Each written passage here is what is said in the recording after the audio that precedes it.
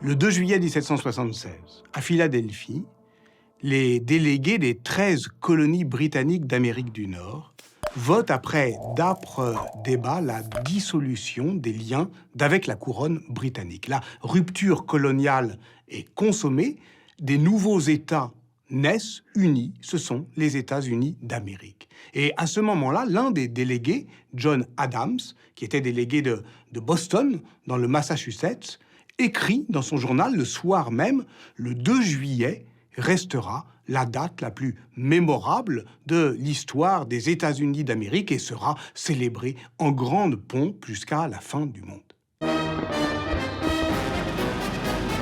John Adams voyait juste, mais il se trompait de date. Dès l'année suivante, en 1777, c'est le 4 juillet que l'on célèbre l'Independence Day. Et aujourd'hui encore, le 4 juillet est la grande fête de la religion civile américaine.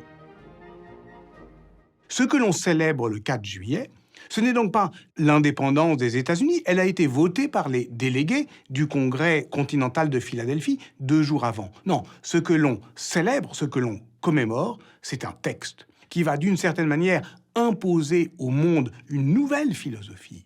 Avec ces mots fracassants, il faut tenir pour une vérité d'évidence que les hommes sont créés égaux. Les hommes sont créés égaux et ils ont des droits inaliénables, parmi lesquels la vie, la liberté et la poursuite du bonheur.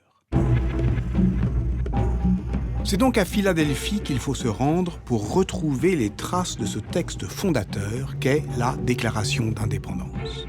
Au cœur de la ville moderne, on découvre un parc national historique où se montre et se raconte la geste du combat indépendantiste des États-Unis d'Amérique. Après le selfie obligé devant Independence Hall, où fut signée la déclaration d'indépendance, il faudra faire une longue queue pour vous approcher du Saint des Saints.